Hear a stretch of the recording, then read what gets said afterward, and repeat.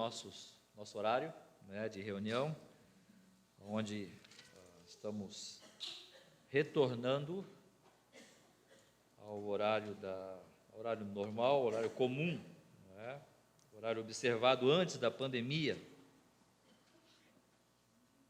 A escola dominical é 5h30, 17h30, e depois, então, agora, o culto, né, de adoração e louvor. Tivemos um bom número na escola dominical, um bom grupo. A ideia é de melhorar, otimizar, né, o nosso tempo de escola dominical, fazendo talvez uma classe para adolescentes, quem sabe uma classe para os jovens, né, e ficam apenas os adultos aí na classe aqui embaixo, né, enfim.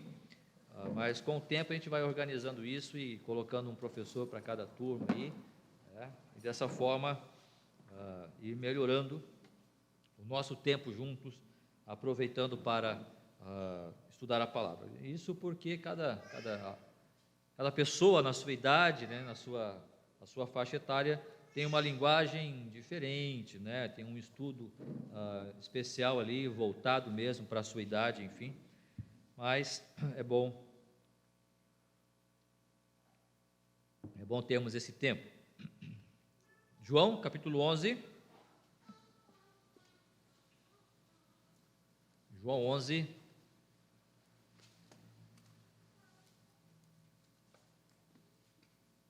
Capítulo 47. Nós já temos lido esse texto. Os irmãos percebem que nós já estamos, esse é o terceiro domingo, né, que estamos falando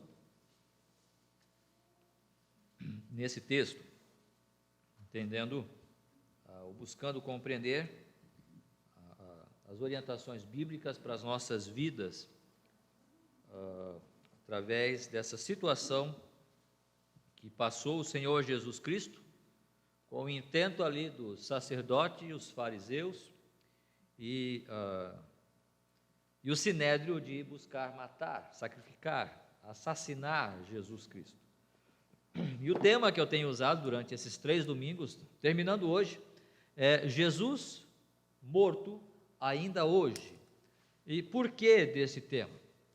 Exatamente pelo fato de que se esses 3 elementos estiverem envolvidos na sua vida cristã, ou na sua busca a Cristo, se perceber-se ali algum sistema religioso, se perceber-se ali o orgulho, como nós falamos na semana passada, né, o primeiro fator é religião, né, ou sistema religioso, e no domingo passado, o orgulho. Se nós percebermos pelo menos esses 2 elementos, Cristo deixará de falar. Por que Cristo fala ao seu coração? Por que Cristo fala ao meu coração? Porque Ele está vivo. Ele morreu sim, mas Ele não permaneceu morto. O fato de Ele estar vivo permite a Ele falar comigo e falar contigo. Não é, como dissemos já, como qualquer outro líder religioso, não é? Siddhartha Gautama, ou Buda, ou Maomé, ou por aí vai, mas o Senhor Jesus Cristo está vivo. Mas o fato de Ele ter ressuscitado só vai ter efetividade se você, jogando para nós a responsabilidade, porque nós temos a responsabilidade também, jogando para nós a responsabilidade, se você permitir que Cristo fale. Se você permitir, como ser humano, permitir que Ele fale. Se a religião é a coisa mais importante para você, Cristo não vai falar. Ele pode estar vivo como de fato está, mas Ele não vai falar, porque a religiosidade não lhe permite. Se o seu orgulho fala mais alto, se o seu eu fala mais alto, assim como para aqueles homens, não é, como nós lemos na semana passada, né, eles tirarão não só o nosso lugar, mas a própria nação, ou seja, eles estavam preocupados com os seus próprios benefícios, com as vantagens que eles tinham pelo cargo que eles ocupavam ali. Então, isto dava a eles o sentimento de que Jesus não pode fazer nada, Jesus não deve fazer nada, senão nós perderemos os nossos privilégios. Ou seja, eu vou perder o meu privilégio, o meu eu deixará de ser satisfeito. Hoje, nós temos mais um elemento que eu quero trazer aqui à tona e conversar com os irmãos a respeito disso. E vamos ler a partir do versículo 54. Versículo 53, irmãos, perdão. Verso 53 até o 57. Diz assim: Desde aquele dia resolveram matá-lo. De sorte que Jesus já não andava publicamente entre os judeus, mas retirou-se para uma região vizinha ao deserto, para a cidade chamada Efraim, e ali permaneceu com os discípulos. Estava próxima a Páscoa dos judeus, e muitos daquela região subiram para Jerusalém antes da Páscoa para se purificarem. Lá procuravam Jesus, e estando eles no templo, diziam uns aos outros: Que vos parece, não virá ele à festa? Ora, os principais sacerdotes e os fariseus tinham dado ordem para, se alguém soubesse onde ele estava, denunciá-lo a fim de o prender. Vamos orar? Muito obrigado, ó Deus. Mais uma vez te louvamos pela tua palavra, pelas verdades que o Senhor tem para nós nesta noite. Obrigado, ó Senhor, por tudo que o Senhor Jesus Cristo viveu, passou e sofreu, para que hoje isso pudesse ser exemplo, pudesse estar vivo em nossas vidas e para podermos praticar e perceber, ó Deus, o quanto estamos distantes do Senhor, o quanto precisamos achegarmos-nos a Ti e realmente acertar o nosso relacionamento contigo. Muito obrigado. Nós louvamos o Teu nome, pedimos e agradecemos em nome de Cristo Jesus. Amém. Então nós falamos sobre a religiosidade, que isto pode estar afetando aí o seu relacionamento com Deus, o meu relacionamento com Deus, o relacionamento da igreja hoje. O orgulho humano é um outro elemento que pode manter Cristo morto, ou seja, impedindo ele de falar e dar-te vida. E mesmo nós que já temos professado esta vida em Cristo, o quanto que nós precisamos ainda experimentar mais de Cristo. Acabamos de cantar, né? Mais de Cristo eu quero ver, mas o que é esse mais? Quando falamos mais de Cristo eu quero ver, o que é esse mais? O que mais que eu quero ver, né, de Cristo em mim? Enquanto nós estivermos nessa terra, estamos ainda vivendo sob o peso do pecado. O pecado estará presente em nossas vidas, na minha vida, na sua vida, e não há como fugir disso.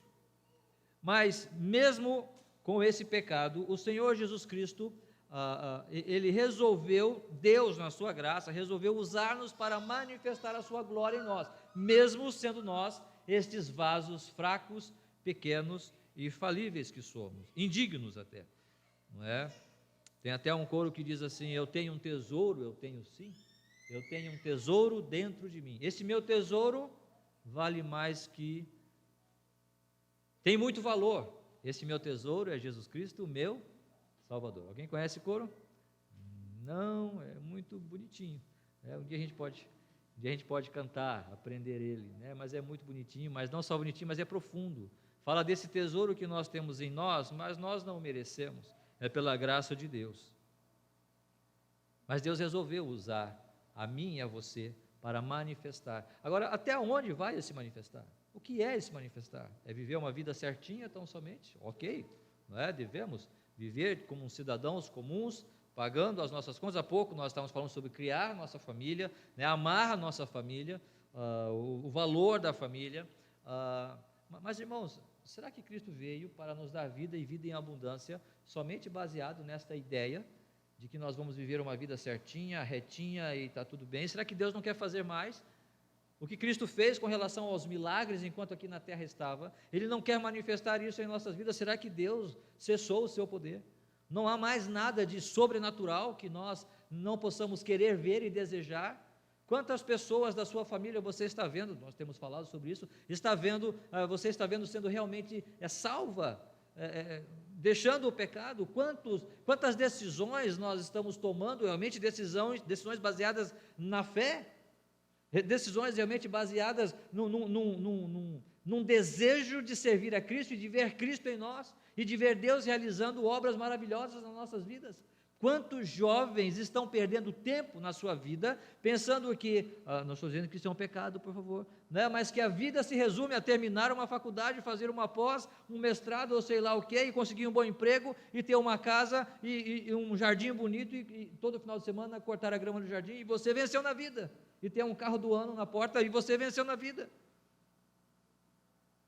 Quantos de nós estamos pensando assim? E que se eu estiver nesse patamar, Deus está me abençoando, então eu tenho sucesso. Será que Deus não quer fazer mais através de mim, através de você? Talvez Deus quer usar você para promover as bênçãos dEle, para fazer de você realmente um veículo de ver almas salvas se rendendo aos pés dEle, mas muitas vezes é necessário que nós vejamos coisas impensáveis acontecer. Quantas coisas aqueles apóstolos viveram, experimentaram, porque creram, deixaram a sua vida para seguir a Jesus. Tem até uma música do Logos que fala, né, sobre o fato, né, marcas, né, o louvor Marcas, que fala exatamente disso. Causar surpresa para muitos hoje em dia, causar surpresa para muitos hoje em dia, ouvir histórias que o tempo não levou, como os discípulos deixaram suas redes, o seu pão, a sua vida, e seguiram a Jesus. E muitos deles, certamente a maioria, não tiveram vida boa, mas trocaram por melhor. Andaram perto do Senhor, viram milagres de amor, pisaram marcas, viram milagres de amor. Quantos milagres nós estamos vendo? Ou estamos vivendo simplesmente pelo salário que vamos receber no final do mês? Não estou dizendo para você deixar o seu emprego, ok? Não é isto. Mas é só isto realmente? Será que Deus vai se revelar só nisso? Deus está vivo. E a pergunta que eu faço, será que a religiosidade em algum ponto não está afetando esta vida de Cristo em mim? Será que o meu orgulho não está afetando o que Deus possa fazer mais em mim e em você, nesta igreja? Fazer obras sobrenaturais de fato, coisas que nós nem conseguimos explicar. Poderia dar exemplos aqui, mas eu acho que você entende o que eu quero falar. Aquelas situações onde eu só posso explicar isso porque foi Deus que fez. Conhecemos um jovem lá em Livramento. Ele passava na frente da igreja, lá embaixo. A igreja era um salão em cima, tinha um patamar assim, tinha uma escada, e ficava embaixo assim a calçada. A irmã dele frequentava o nosso grupo. Tatuagem, mal encarado, um bom gaúcho da fronteira, né? Quando ele ver esse vídeo, ele vai lembrar, né? Que é dele que eu estou falando. E eu tinha medo dele. Eu tinha medo daquele rapaz, tanto dele quanto do irmão dele. Para encurtar a história, um determinado dia ele veio, nós começamos a jogar vôlei, nós separamos um tempo, começamos a jogar vôlei na igreja, e eu e a Kátia juntamos ali os meninos, adolescentes, vamos jogar vôlei. E ele começou a vir, né? Começou a vir ali, com amizade e tal, e brincadeira de lá, de cá, e começou a jogar vôlei com a gente. Daqui a pouco estava jogando vôlei com a gente, daqui a pouco participou da primeira reunião de jovens com a gente, e a gente começou a perceber, começou a olhar, e o que será que está acontecendo? Até que o dia que ele chegou e se converteu. Pastor, eu quero conversar com o senhor. Sim, eu quero tomar uma decisão ao lado de Cristo. E o fez. Isso é maravilhoso, irmãos. Hoje, depois ele foi para o seminário se preparar, e hoje ele está em Uberaba, servindo ao Senhor numa igreja lá, no ministério lá em Uberaba. Casou, né, tem uma filhinha. Mas quando você olha aquela vida, aquele jovem, você fala, eu tenho medo dele entrar na minha casa e arrombar e roubar a minha casa, né, e fazer alguma coisa, algum mal para mim, para minha família. Mas Deus transforma, e isso é sobrenatural, não é argumento simplesmente do Márcio. Eu não tenho nada para dar, eu não tenho nada para oferecer, mas Cristo tem, porque Ele está vivo, e Ele pode transformar vidas. assim como transformou a sua, como transformou a minha. Ele pode continuar fazendo isto. Ele não cessou o seu trabalho, o Espírito Santo não cessou esse trabalho. Mas esses 3 elementos, irmãos, quando diz aqui, desde aquele dia resolveram matá-lo. Quem resolveu matar? Quem resolveu calar Jesus? Quem resolveu impedir que Jesus cessasse a sua obra?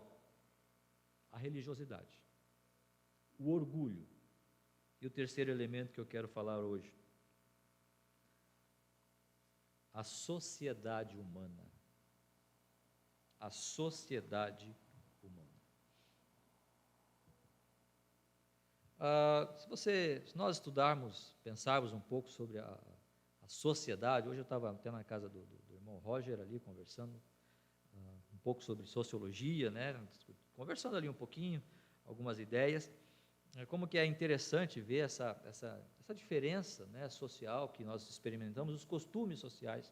Agora a grande pergunta é, e os sociólogos, né, eles vão divergir nisso, por exemplo, quando acontece um fato social, quando acontece uma situação ali, um fenômeno social, foi uma pessoa que gerou isso ou foi o grupo que influenciou aquele indivíduo? É o indivíduo que começa alguma coisa ou é um grupo social que influencia os indivíduos em particular para fazer da mesma forma? Como que isso funciona? A sociedade, a sociologia, ela é uma ciência que ela não é exata. Matemática, 2 mais 2 é igual a 4. Né? Os sociólogos, eles vivem dentro de uma ideia onde eles trabalham para tentar solucionar problemas, não é? Mas eles nunca vão chegar, de fato, a compreender a sociedade. Se você pegar um papel e jogar para cima, o que vai acontecer? Ele vai cair. É fato, porque a lei da gravidade, né, jogou para cima, vai cair. Você pode... Ontem nós tivemos uma reunião de jovens, não tivemos? Sábado, reunião de jovens, brincadeiras, eu estava lá tentando dormir, e uma gritaria aqui, brincadeira. Não é para tanto, não. Mas a gente vê que estavam lá, se alegrando aqui, vocês tiveram um momento, né, os jovens estavam aqui, brincando, tiveram o seu estudo, tal, cantaram, ok. Sábado que vem, pega as mesmas pessoas, traz os mesmos jovens, canta os mesmos corinhos, faz o mesmo estudo e as mesmas brincadeiras, vai ser a mesma coisa? Claro que não, porque o ser humano é diferente. Você não tem como medir o que vai ser, você não tem como mensurar como vai se reagir naquele dia. Imagine que o sábado que vem vai ter a mesma temperatura, o mesmo clima, os mesmos jovens, as mesmas pessoas vão estar aqui, vamos cantar os mesmos louvores, vai ter o mesmo, mas não vai ser a mesma coisa. Porque hoje eu estou desse jeito, amanhã talvez eu não estou tão solícito, ou talvez eu vou estar mais solícito do que no sábado passado. E isto vai influenciar. Agora, um influencia o grupo ou o grupo influencia o indivíduo só? Não sabe. Não sabemos. Aí os sociólogos vão divergir nessas coisas. Mas o fato é que a sociedade humana é algo que você não consegue controlar. Estão tentando, né, com o Covid aí. Estão tentando. Mas, enfim, esse é um elemento que acaba calando a voz de Deus no meu e no seu coração, porque por mais que nós não queiramos aceitar, nós não somos exatamente, talvez eu já tenha falado isso aqui, né, eu gosto disso, não gosta nada, você não gosta, você acha que gosta, pelo menos eu acho, né? Você não gosta, quem é que gosta de piqui? Piqui, a irmã Denise, quem mais gosta de piqui? O irmão Guilherme gosta de piqui, ele gosta mesmo, chegado no piqui. Quem mais gosta de piqui? Gosta também, né? Pessoal, por que vocês gostam? Não, porque você é do norte, é do nordeste, é da região nordeste. Gosta de chimarrão? Por que não gosta de chimarrão? Porque você não nasceu no Rio Grande do Sul. É simples. Se você tivesse nascido lá no Rio Grande do Sul, né, lá na fronteira com o Uruguai, nascido lá, se criado lá, certamente você tomaria chimarrão. Então, a questão não é gosto, não estou dizendo que você não gosta, mas esse seu gosto, essa é uma teoria pessoal, começou porque a sociedade pressionou você a gostar disso. E aí você achou que gosta. Eu estou falando isso para mostrar o quanto que a pressão social sobre nós, ela é muito forte. Nós pensamos que realmente gostamos, mas será que gostamos porque gostamos mesmo? Ou é a pressão social, o que os outros fazem, vai definir o que de fato eu sou? É claro que aqui você não vai ter pé de piqui, não é? Então por isso não tem como gostar aqui, né? E lá no sul você não vai ter muitas pessoas plantando a erva mate para fazer o chimarrão, enfim, mas a sociedade influencia naquilo que você pensa. Lembram quando aquele grupo de homens chegou para Josué na tenda de Israel ali, no ato de Israel ali? Olha, nós somos de longe, nós estávamos andando, olha, os nossos pães aqui estão rotos, né? Já estão velhos. Nada, eles eram vizinhos ali. Mas Josué fez aliança com aquele povo, por quê? Porque ele viu, e o que ele viu influenciou na sua decisão. O que aquele grupo de pessoas fez influenciou na decisão de Josué para fazer com que Israel fizesse aliança com aquele povo. Percebam, irmãos, nós não somos livres como pensamos que somos. O que nós vemos, o que ouvimos está nos influenciando a todo momento. Ou quem nunca viu, por exemplo, aquela charge, não é? Onde a aluna tirou nota baixa, o aluno tirou nota baixa, e aí vai o pai e a mãe falar com a professora, e olha para o menino, que notas são essas diante da professora? E a professora, né? Cheia de moral, cheia de autoridade, e os pais reclamando. Isso aqui é o quê? Anos 60, anos 70, 80. Anos 90, anos 2000, eles olham para a professora, que notas são essas? Aí o Joãozinho está cheio de autoridade. Muda, a sociedade mudou, para melhor, para pior, não sei, aí você toma as suas conclusões. Mas o fato é que mudou. Antigamente se cobrava do Joãozinho uma nota melhor, agora se cobra da professora, do professor uma nota melhor.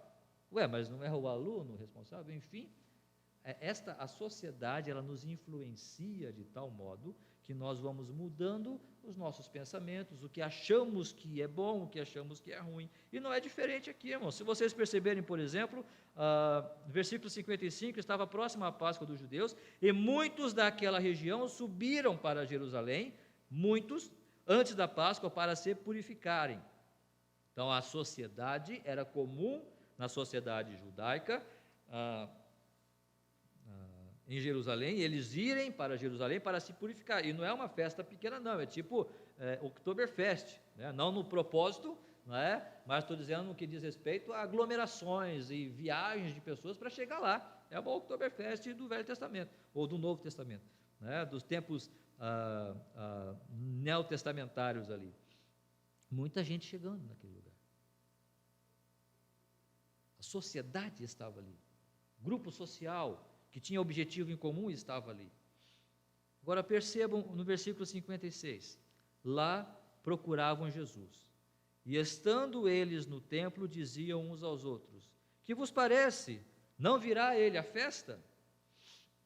Ora, os principais sacerdotes, os fariseus, tinham dado ordem para, se alguém soubesse onde ele estava, denunciá-lo a fim de o prenderem. Os fariseus estavam usando quem?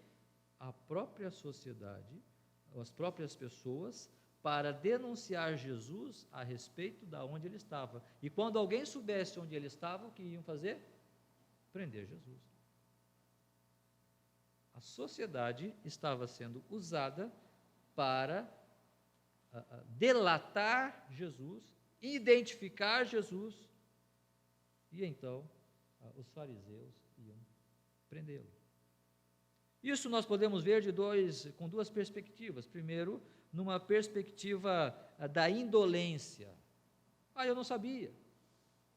Eles estavam usando a nossa inocência, né? Porque indolência não é inocência. Inocência é quando você realmente não sabe, não conhece. A indolência é muitas vezes essa preguiça, esse esforço de buscar saber de fato por que está sendo estabelecida essa ideia. Por que está sendo estabelecido esse costume? Por que tem que ser assim? Eu não posso pensar. Por que estão estabelecendo máscaras para nós usarmos? Máscara, eu sei, eu não quero deixar de usar máscara pelo bem do outro, tudo bem, né? E eu não estou dizendo que está errado, só estou colocando aqui uma interrogação, né, para nós pensarmos o quanto nós estamos perguntando para nós mesmos o quanto que a máscara realmente protege desse Covid, desse vírus. O quanto que isso realmente protege. Eu não vou deixar de usar, mas nós sabemos realmente o quanto que protege. Se fosse assim, talvez os muçulmanos, as mulheres não pegariam Covid, porque estão de burca todo o tempo, de máscara todo o tempo. É possível que nós estamos questionando esta ordem social, como ela está caminhando hoje, e se isso não está afetando ou sendo usado para que nós, de alguma forma, sejamos conduzidos para um determinado pensamento, um determinado, condicionarmos a um determinado costume, e desta forma sermos conduzidos por uma ideia, uma ideologia maior. Será que aquelas pessoas nunca viram os fariseus interrogarem Jesus? Será que aquelas pessoas nunca viram Jesus curou, ressuscitou Lázaro, Jesus curou um cego, como nós citamos há dois domingos passados? E essas pessoas não estavam vendo? Peraí, mas Jesus realmente ressuscitou. Lázaro, eu conheci Lázaro. Por que os fariseus estão criticando Jesus? Qual que é o problema desse pessoal? Não tem ninguém na multidão que possa se levantar e dizer, escuta, eu considero vocês são religiosos, mas espera aí, por que vocês estão questionando Jesus? Será que o que Jesus está fazendo não é suficiente para provar que Ele é Filho de Deus? Por que você está perguntando para mim? Por que você está querendo que eu tenha essa atitude? Por que você está querendo que eu fale essa palavra?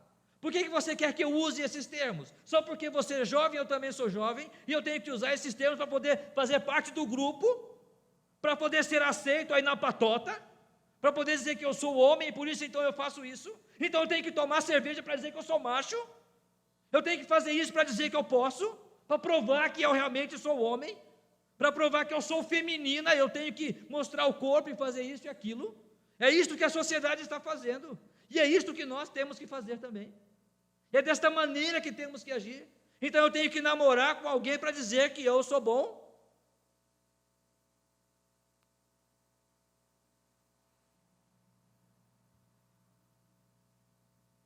Porque a sociedade diz que é. E você, nós, eu, vamos dizer que tem que ser assim. Vamos achar que tem que ser assim. Porque eles dizem que é assim.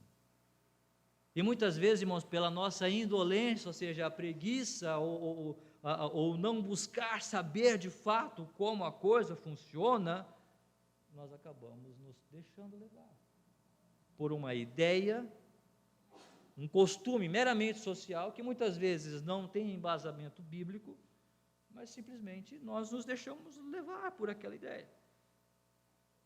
Por exemplo, nós tivemos, num tempo, a vacinação, e eu não sou aqui, não é teoria da conspiração, né? O pastor Márcio é psico de, né? A teoria da conspiração, não é que tem coisas que estão por trás aí, por exemplo, o HPV. Então, nas escolas, vacine a sua filha contra o HPV, mas por quê?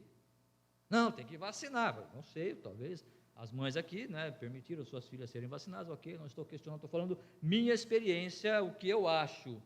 HPV, até onde eu vi, eu li, são para quem está se relacionando.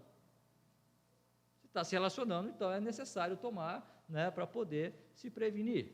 Quem está na área de educação pode até me desmentir, né, eu tenho que pedir perdão, talvez, na próxima pregação aqui. Né? Mas o que uma menina de 12 anos tem que tomar a vacina? De 10 anos, não sei, não me lembro mais. As minhas filhas não vão se relacionar com 10, 12 anos, elas não vão.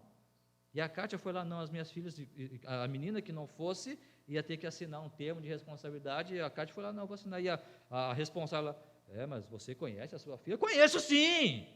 Eu conheço a minha filha, eu conheço a minha casa, eu sei muito bem que as minhas filhas não vão se relacionar. E elas não precisam dessa vacina.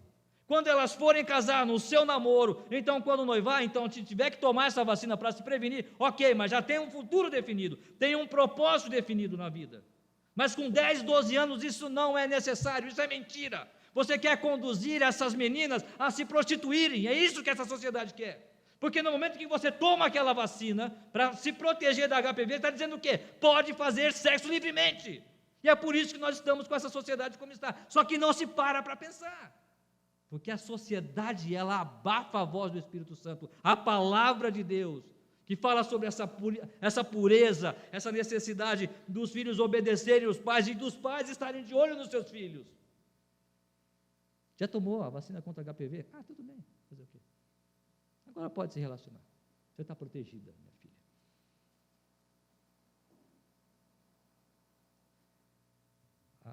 A voz de Deus, pela santificação, pela pureza, pela espera do que Deus vai estabelecer para a minha vida, com quem eu vou me casar, aonde eu vou morar, tudo isso está sendo afetado e está sendo calado, porque a sociedade está estabelecendo para nós, e não vou dizer para vocês que eu também, de alguma forma, em alguma medida, não estou sendo influenciado, claro que estou. A igreja está. A igreja não, né, pastor? Acho que nós não, né? Nosso louvor é comedido. Eu gosto de jogar farinha no ventilador, que aí faz uma bagunça terrível, e aí daí gera discussão e os irmãos podem falar a semana toda, né, sobre o assunto. Deixa eu fazer uma pergunta. Como é que nós decidimos as coisas na igreja? Em poucas palavras, né? Talvez não é o tempo para você responder assim, né? Mas eu vou responder por você. 50% mais um, não é? Decisão da igreja, maioria, né? Maioria é 50% mais um, ok? Fazer uma pergunta só, básica. Aonde isso está na Bíblia? Me dá um texto bíblico.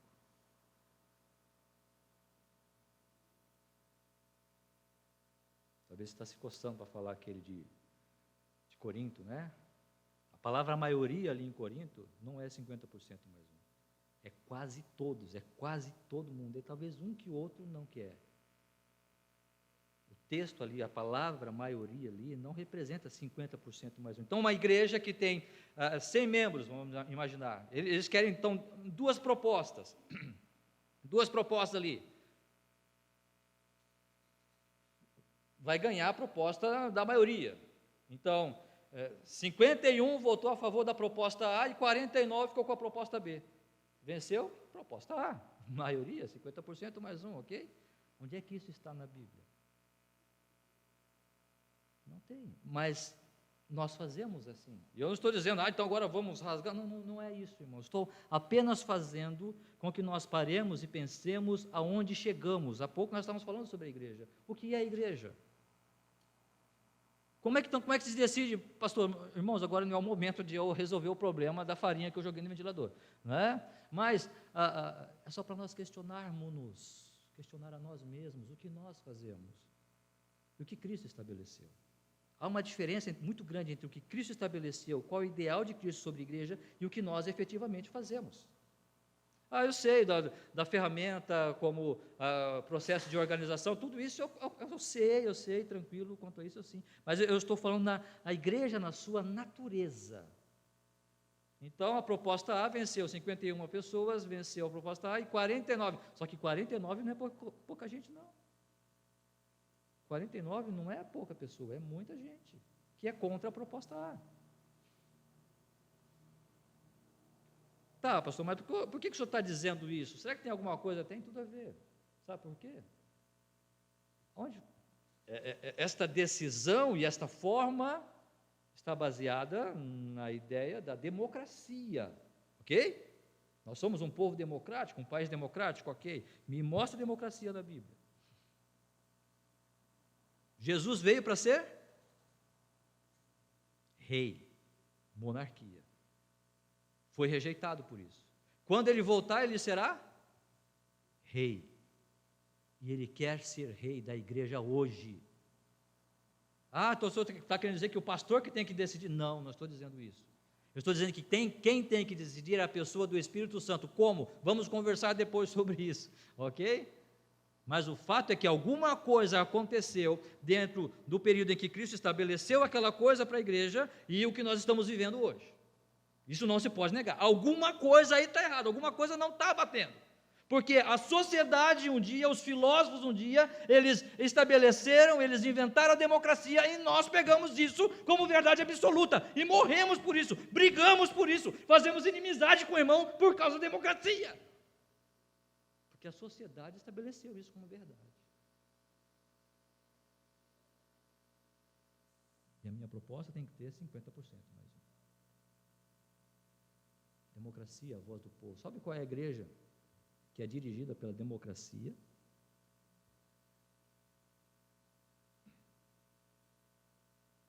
Das 7 igrejas do Apocalipse, sabe qual é a igreja dirigida pela democracia? Laodiceia. Apocalipse capítulo 3. Laos, povo. Diceia, ensino, justiça. De Caiosune. Laos, justiça do povo, a voz do povo, o povo dirigindo, o povo decidindo. Isso é democracia. Laodiceia. E Jesus vai dizer o que para aquela igreja? Arrepende-te. Eu tenho nojo de você. Antes você fosse morto, morno ou frio, ou quente ou frio. Quem dera fosse frio ou quente. Pelo que é morno, vomitar-te-ei da minha boca. Porque é o povo, democracia, é o mundo na igreja, a sociedade estabelecendo como nós vamos decidir coisas. Entendem? Como que a sociedade está envolvida no nosso dia a dia, nas nossas reuniões, no nosso culto ao nosso Deus, e muitas vezes nós não nos questionamos com relação a isso. Mas pode ser dessa forma indolente, mas pode ser também de uma forma ativa. Essa ação de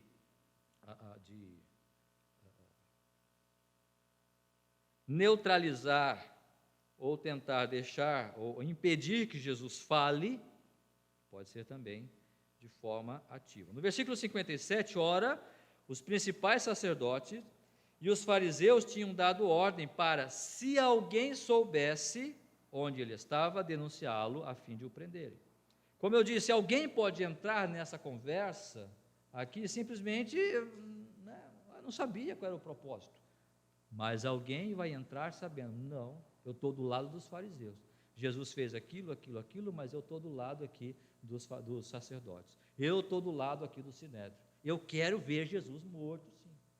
Esses dias estavam, eu não sei qual foi o documentário que eu vi, alguém estava fazendo uma pergunta sobre um grupo, sobre algumas ações que eles tinham contra a família, e foi perguntado para eles, nós queremos destruir a família sim, essa família, pai, mãe, filho, bonitinho, nós queremos destruir isso aí, isso é o nosso propósito. E muitas vezes, irmãos, nós fazemos isso, não é de forma velada, ou nós não, mas a sociedade faz isso não de forma velada, não de forma enrustida, não, a sociedade faz isso de forma escancarada, ela quer realmente calar a voz de Deus, a sociedade quer realmente que a religiosidade ou a religião, ou seja, essa liberdade de culto a Deus seja exterminada, que a ideia de Deus, eu estava conversando com o Roger, né, ele estava fazendo história, eu perguntei quantas vezes, até semana passada eu estava falando com jovens também, quantas vezes no seu curso de história, se propôs o criacionismo, porque são duas teorias, né? Criacionismo e evolucionismo. Criacionismo, Deus criou. Evolucionismo, o homem evoluiu do macaco. Então são duas teorias, nenhuma delas está provada. Então nos livros de história, eu perguntei para ele, no curso de história, quanto tempo foi gasto para falar sobre a teoria da criação. Não se gasta tempo, não se fala sobre isso, só fala sobre evolução. Sim, mas evolução é uma teoria tal qual o criacionismo. Deveria ser dado o mesmo tempo, deveria ser dado a mesma ênfase, tanto para uma teoria quanto para outra, tanto porque nenhuma das duas teorias são cientificamente provadas. Nós cremos no criacionismo porque, pela fé nós cremos. Agora, o evolucionismo não pode ser provado. Até hoje não se provou, mesmo porque já está uma teoria em desuso, né? As maiores faculdades já não pensam mais em criacionismo, na verdade, só que a Globo não vai falar isso, né? Ela vai falar em design inteligente, Essa é a teoria, a bola da vez agora. Por quê? Porque o que quer se mostrar, o que está realmente se vendendo, se propagando, é a ideia não mais de Deus. Ou já pensaram no seguinte? Quando se fala em extraterrestres, extraterrestres, né, um alien, porque eles são uma sociedade evoluída, e nós, primitivos. É isso? A sociedade atrasada e primitiva, preste atenção. Os extraterrestres, raça evoluída, super inteligentes, tal. Ser humano, primitivo. Nós somos imagem e semelhança de quem? De Deus. Ora, se o ser humano é imagem e semelhança de Deus, e o ser humano é primitivo, logo o seu Deus é primitivo. O alienígena não. Ele não é primitivo, ele é evoluído. O ser humano, primitivo. Imagem e semelhança de um Deus primitivo. O alien, evoluído. Esquece esse Deus primitivo. Essa é a ideia. A sociedade está estabelecendo isso para mim e para você. E não é por indolência, é porque quer ver de fato a voz de Deus se calar totalmente, completamente. Agora, há um perigo aí, em Tiago 4,4, eu não sei, em Tiago capítulo 4, versículo 4, a palavra do Senhor vai nos dizer o seguinte: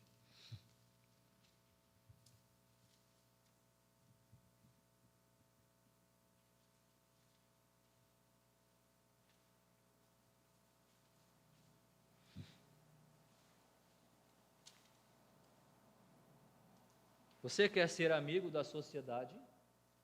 Você quer ser realmente chegado dessa mentalidade? Está dizendo o seguinte: infiéis, não compreendeis que a amizade do mundo é inimiga de Deus? Eu não estou dizendo que você não deva ter amizade com o seu vizinho. Quando o seu vizinho vier pedir uma xícara de açúcar, você não deve dar? Não estou falando isso. Eu estou falando da mentalidade que está por trás do comportamento das pessoas hoje em dia. Quão triste é, né, quando nós vemos famílias se permitindo que os seus filhos, seus entes queridos, simplesmente andem como o mundo anda, nos mesmos pensamentos, nas mesmas ideologias. Infiéis, não compreendeis que a amizade do mundo é inimiga de Deus? Aquele, pois, que quiser ser amigo do mundo, constitui-se inimigo de Deus. Ser amigo deste mundo, fazer amizade com este mundo, significa constituir-se inimigo de Deus. Isso é um fato bíblico. E aí nós podemos falar sobre várias coisas. Por exemplo, criação de filhos. Você vai lá para Provérbios, fustiga o teu filho com a vara. Provérbios 23, 14, 13 e 14. Né? Fustiga o teu filho com a vara. Né? Vamos lá para ver o que está falando ali. Falar sobre isso hoje, não sei o que eu vou receber depois no YouTube, né? Se alguém ver. Né?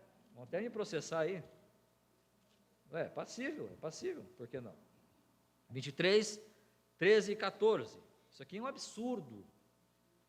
E não retires da criança a disciplina, pois se a fustigares com a vara, não morrerá. Tu a fustigarás com a vara e livrarás a sua alma do inferno. É claro que aqui vale uma conversa sobre o que significa isso, mas em nenhum momento Deus está dizendo para não disciplinar o seu filho com uma vara.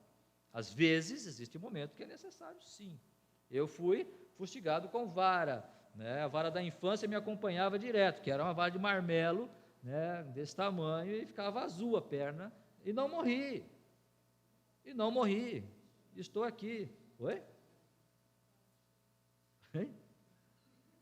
Vara de goiabeira, sei lá, qualquer coisa, né? O chinelo voava, criava asa, né? Eu não sei como é que era, mas era, e não morri.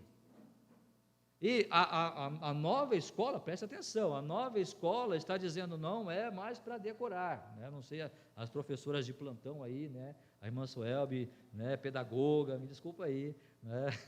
Mas não pode mais decorar. Não, agora você tem que, né? Irmãos, eu decorei história, geografia, fazer aqueles questionários, perguntas desse tamanho, decorei.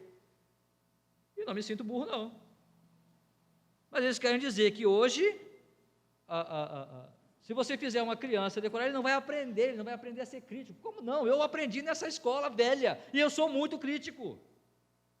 Nós de 40, 50 anos aprendemos nessa escola velha, e nós somos críticos sim. Poderíamos ser mais? Claro que sim, mas eu não estou vendo que essa molecada, essa juventude, está sendo mais crítica do que como era, é só você olhar, por exemplo, para as músicas que nós tínhamos nos anos 80. Letra, poesia, algumas bobagens também, né? Mas letra, poesia. Gente, o que é essas letras dessas músicas hoje? É só olhar para a própria igreja. Você pega um louvor, é Jesus que rima com cruz, e tu fez um corinho. Amor com louvor, e vitória que rima com glória, e você fez um corinho. É esse criticismo que queremos ver? É esse senso crítico? Essa percepção do social que eu estou querendo ver? Então quer dizer que a nossa sociedade que decorava ali, se matava, é pior, as crianças do nosso tempo é pior do que as crianças hoje? São menos que? Não são não. É que a sociedade quer estabelecer isso. Há um sistema que vem lá de cima querendo estabelecer isso para mim e para você. Eu não entro nessa.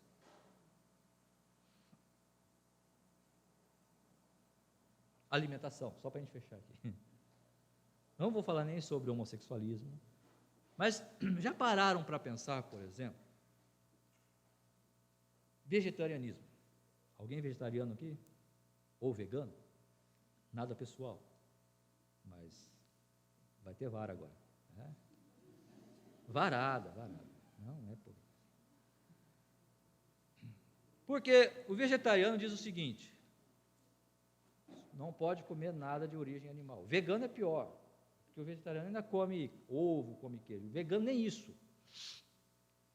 Nem isso.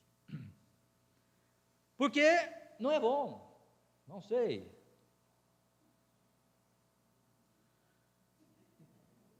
Alguém falou, a nossa sociedade foi formada por pessoas comendo carne. Nós só estamos onde estamos porque nós comemos muita carne. Não foi comendo abóbora, né, legume, alface, ainda que é bom. Mas foi comendo carne. Se for só comendo abóbora, alface e brócolis, não ia fazer, não ia ter força para fazer. Para criar os impérios que foram criados, não tem como. Aí Jesus vai dizer assim: uma sociedade onde o que importa é o que você come. O que importa é bonitinho, aquilo que você come, o que você come, o que você ingere, o que você solta não tem problema. Então nós estamos numa sociedade onde vegetariano é bonitinho, vegano é bonitinho, mas falar palavrão não tem problema. Falar palavrão sem problema nenhum. Né? Todo mundo fala palavrão. Eu trabalhei no escritório no IBGE há um tempo atrás, e tinha uma senhora, né, uma senhora de 60 anos, já estava pronta para se aposentar, mas estava lá ainda terminando seus dias ali no escritório, e chegou uns jovens, né, para trabalhar ali, recenseadores e tal, e falavam palavrão. Eu falava, mas daqui a pouco eu vi aquela senhora também conversando com eles. Eu falei, espera aí, não estou entendendo mais nada. Uma senhora de 60 anos, rindo das piadas obscenas daquele jovem. Eu falei, me ajuda aí. Eu não estou entendendo o que está acontecendo aqui. Porque não tem mais problema falar palavrão. Não tem mais problema exalar fedor pelos lábios. Não tem mais problema. Falamos qualquer coisa. Falamos, como eu digo, socialmente falando, na sociedade. Né? A sociedade fala qualquer coisa. O que foi que Jesus disse? Em Mateus 15, 11. Não é o que entra que contamina, é o que sai. Perceba que a ideia é exatamente se contrapor ao que Jesus disse. Isso, e se você estabelece isso para você, se você aceita isso como verdade, você está sendo amiga deste mundo. E não, eu sou vegetariano, eu sou vegano, e olha como eu sou bonitinho, bonitinha. Isso, a mídia aplaude. Que lindo! Mas eu falo palavrão, mas também é bonitinho falar palavrão. Então, socialmente, essa inversão de valores está sendo bem aceita. Então, para a sociedade, o que importa é o que entra e não o que sai. Enquanto Jesus disse exatamente o contrário. O que contamina não é o que entra, mas o que sai. Porque o que sai vem do coração. vem mostrar o que de fato você é, o que de fato eu sou, porque mostra o que é o meu interior. Isso aqui, irmãos, não é uma contraposição velada ou indolente. Isso aqui é muito declarado.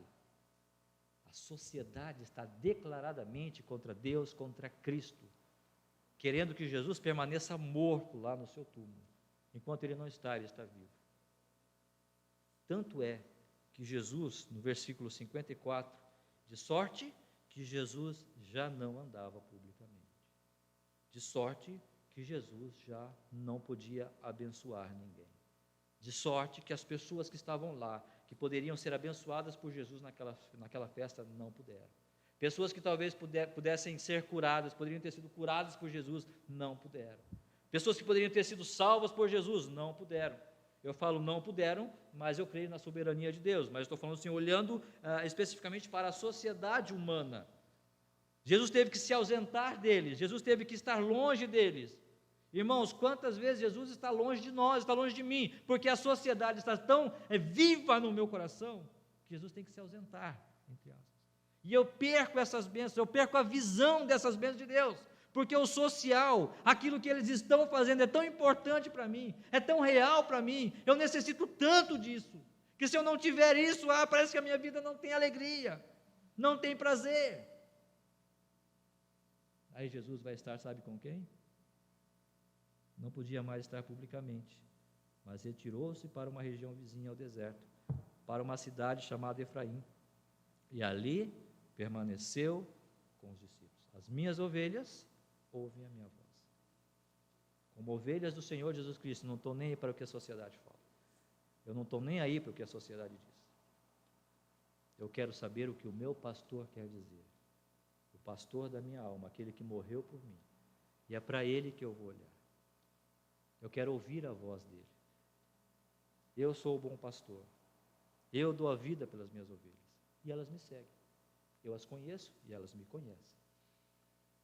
Essa sociedade está pensando que Jesus pode permanecer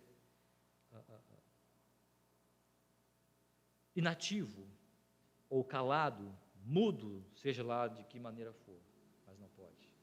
Jesus está vivo. E para a igreja de Cristo, ele vai continuar falando. Quero cantar um louvor agora com a irmã Andréia. Nós vamos louvar ao Senhor, falando exatamente sobre esse desejo que nós temos de ver Jesus falando aos nossos corações. Não temos. Às vezes a sociedade pode, de alguma forma, trazer-nos temor, seja esse sistema social no qual nós vivemos, seja a própria religiosidade, nosso próprio orgulho. Pode dizer para nós, olha, não segue Jesus não ouve isso. Mas nós temos um louvor que diz, não temas, pois eu te escolhi. Sei que é difícil, mas confia em mim.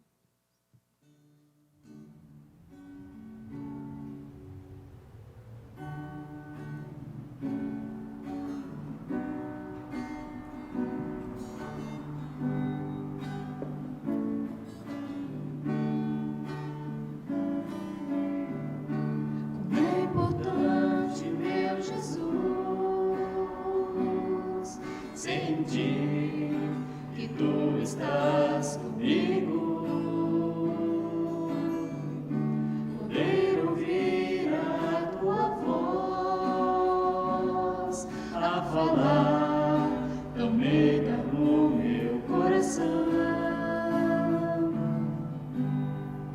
Meu servo,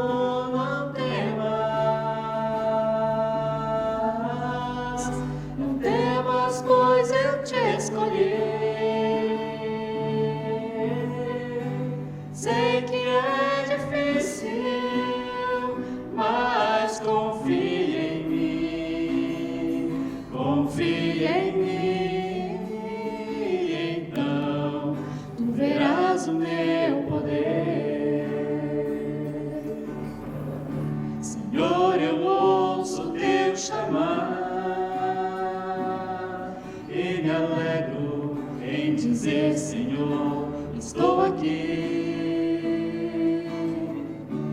Sempre ouço a tua voz tão linda, tão cheia de amor, que me diz: meu servo, não temas,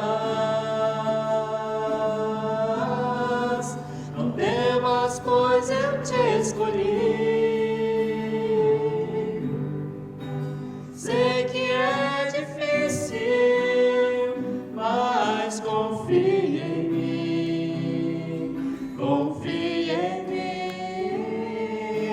então tu verás o meu poder. Meu servo, não temas, não temas, pois eu te escolhi. Sei que é difícil, mas confia em mim, confia em mim, então tu verás o meu poder, tu verás o meu poder.